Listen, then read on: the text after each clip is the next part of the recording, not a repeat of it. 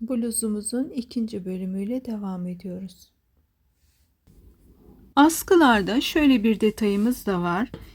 Tam 20 santimden değil, görüyorsunuz. Çünkü örneğin gelişine, gidişine ve düz çıkışına bağlı olarak bir santim içeriden başlamış olduk. Hiç problem değil. Sadece yapmamız gereken şurada da aynı şekilde başlamamız ki yakamız bir tarafı eğri büğrü olmasın ve şuradaki uzunlukların da eşit olacağından da emin olacağız. Böylece ferah bir bluzumuz olacak.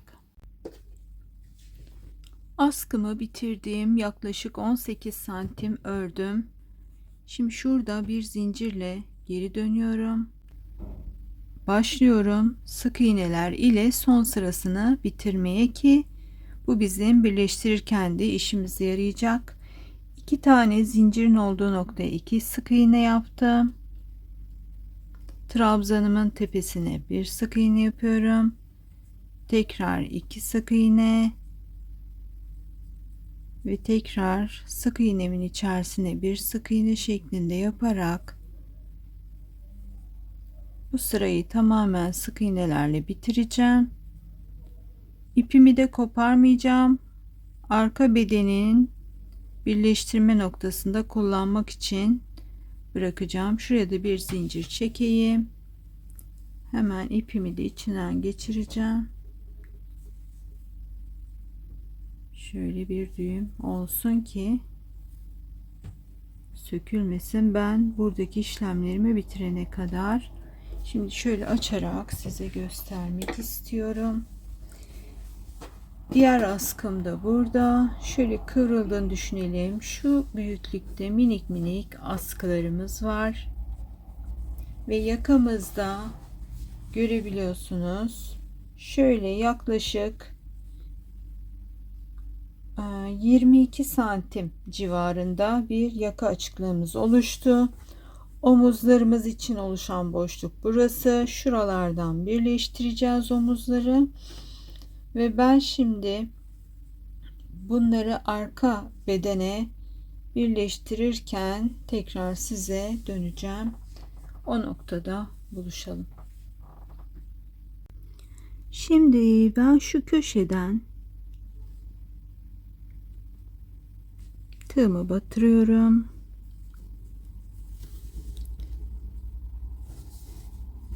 Ve başlıyorum ilmek kaydırma yaparak birleştirmeye. Bunu ister şöyle yapın, ister şöyle yapın. İkisi de fark etmiyor. İstiyorsanız da yün iğnesiyle de dikebilirsiniz.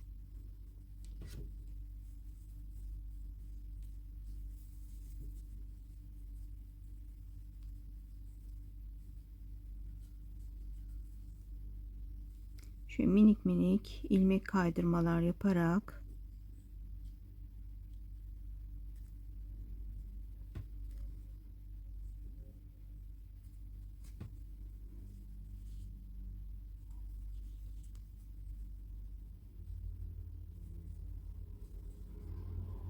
arkaya askımızı birleştiriyoruz.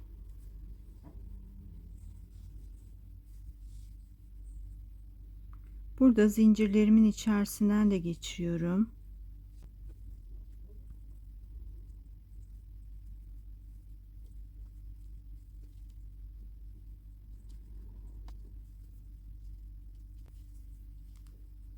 Örneğimizin karşı karşıya denk gelmesi önemli ki görüntü hoş olsun. Eğer yanlış bir tarafa doğru yaparsanız başka bir örneğe başka bir örnek denk gelirse hoş olmayacaktır ve göz yorucu bir durum ortaya çıkacaktır. O yüzden denk getirmeye çalışıyorum şu an, görüyorsunuz. Ve bir de şuradaki zincirlerde birazcık zorlandım.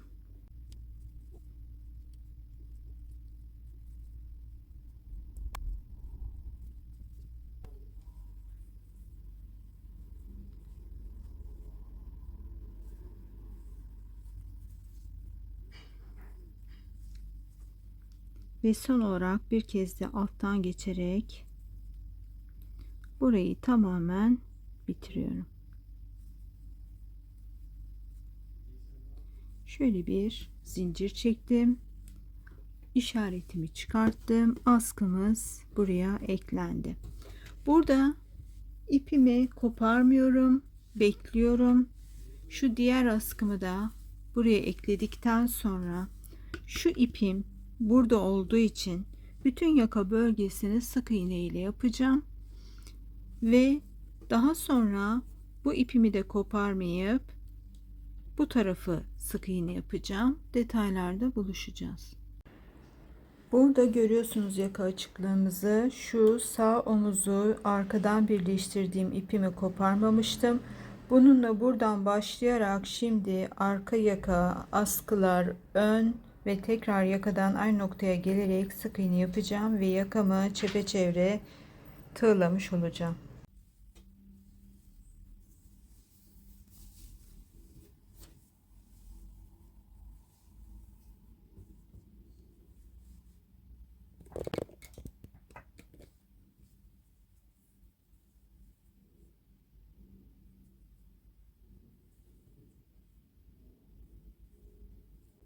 Sık iğnem bittikten sonra böyle tatlı kıyafetlere çok yakıştığını düşündüm. Ters sık iğne ile gidiyorum tersine doğru ve çok güzel bir bitiş oluyor.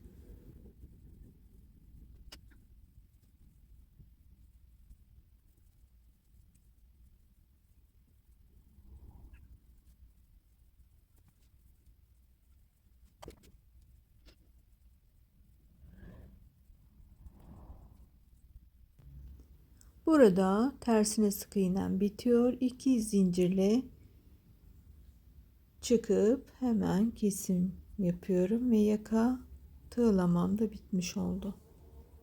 Yakamızı bir sıra sık iğne yaptıktan sonra dört bir tarafını tersine sık iğne yaparak bitirdim ve burada artık ipimi kesip saklayacağım ve devam edeceğiz.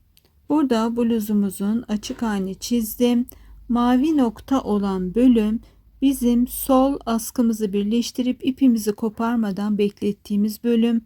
Orada ipimizle tüm kırmızı ile çizdiğim çizgileri önce sık iğne ile sık iğne yapacağız.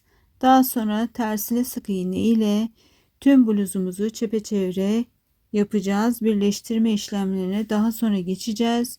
Eğer istemiyorsanız burada tercih sizin. İstediğiniz şekilde birleştirebilirsiniz. Bluzumu omuzdan aşağıya doğru 20 santim işaretleyip işaretime koydum. Etek ucundan yukarıya doğru 15 santim işaretleyip işaretimi koydum.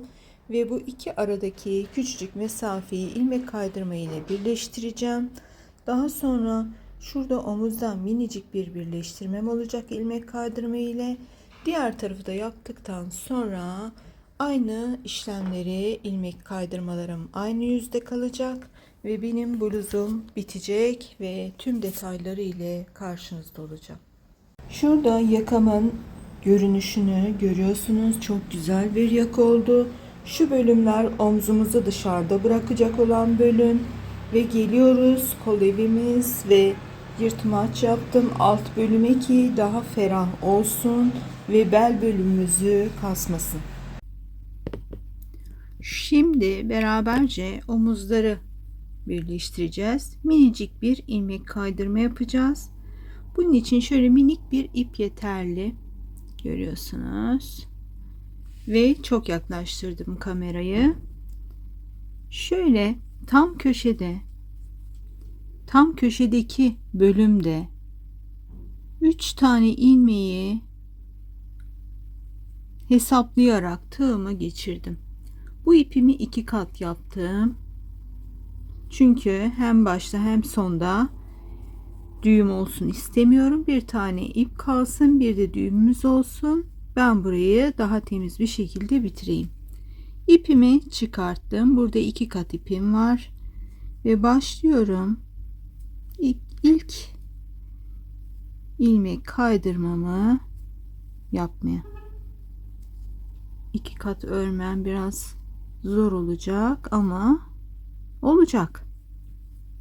Şimdi şöyle geldik. İlk birinci ilmek kaydırmamı yaptım. Yandaki yuvaya giriyorum. Karşıdaki yuvaya da giriyorum. İkinci ilmek kaydırmamı yapıyorum. Ve bu arada şunları da söyleyeyim. Hep bütün ilmek kaydırmalarım öne bakıyor. Hepsi aynı yönde. Ve üçüncü ilmek kaydırmamı da yaparak şu ipi de çekelim arkadan.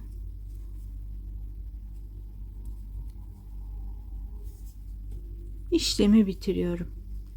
Burada şöyle bir zincir yaptım. İyice sıkıştırıyorum. Bunu görüyorsunuz, bu kadar. 3 ilmek. Şöyle yakından da göstereyim. İlmek kaydırmalarımı da göstereyim. Burası neresi? Burası bizim yakamız. Azıcık da kameramı kaldırırsam daha güzel göreceksiniz. Işığımı da ayarlayayım. Evet. Burası bizim yakamız. Omzumuzun olacağı açıklık. Şurası da kol ivimiz. Ve şu kadarcık 3 tane ilmek kaydırmayla burayı topluyoruz. İstiyorsanız buraya içten dikiş atabilirsiniz. Ama ben şu ters sık iğnelerimin burada böyle güzel bir görüntü olacağını düşündüğüm için böyle yaptım. Bu iplerimi de şu arkada saklayacağım ve işlem bitecek. Diğer tarafı da yapmıştım. Onu da hemen göstereyim. Görüyorsunuz. Ve burada da bu iplerimi saklıyorum. İşlem bitiyor ve tüm detaylarıyla bluzum geliyor. Evet, geldik şimdi bluzumuzun detaylarına. Şimdi size çok hızlı bir şekilde detaylardan bahsedeceğim. Hemen geliyorum. Omuz dekolteli yazlık bluz. Bu benim bir bluzumdan esinlenerek yapmış olduğum, tabi bir sürü örneği de var. Ama elimde bir örnek olunca onun üzerine koya koya ördüm. Güzel bir bluz oldu. Çok da keyifli bir şekilde giyiliyor. Giyildiğinde de çok hoş oldu. Şimdi efendim ipim çatanyaydı. Gram 335 gram. Benim verdiğim ölçülerde aynı tığla aynı ebatlarda örerseniz bu kadar. Enimiz 55 santim, boyumuz 58 santim. 2 tane dikdörtgen örüyoruz. Birinci dikdörtgenimize askılar örerek devam ediyoruz. Arkadan ilmek kaydırma ile birleştiriyoruz. Askımız benim ilk verdiğim ölçüde 15 santimdi. Diktiğim bluzumdaki ölçü 15 santimdi. Ben 15 santim ördükten sonra giydim. Biraz daha bir 3 santim daha ekledim. Tabii bunu siz de önce bir 15-16 santim örün. Bir terliğin, denedikten sonra ekleyin veya sökün. Onu herkes kendisine göre ayarlayacaktır. Bu kadar. Ölçülerimiz, yapım aşamalarımız, her şeyimiz çok kolaydı. Çok zevkli bir örgüydü. Dilerim sizin de hoşunuza gitmiştir. Çoluğunuza, çocuğunuza, herkes örebileceğiniz çok basit ama güzel bir örgü. Zaten beğendiğimi de hemen hırkayı yollar yollamaz örmemden anlamışsınızdır. Keyifli günlerde örmenizi ve giymenizi, her gününüzün keyifli geçmesini diliyorum. Çok teşekkür ediyorum. Hoşça kalın.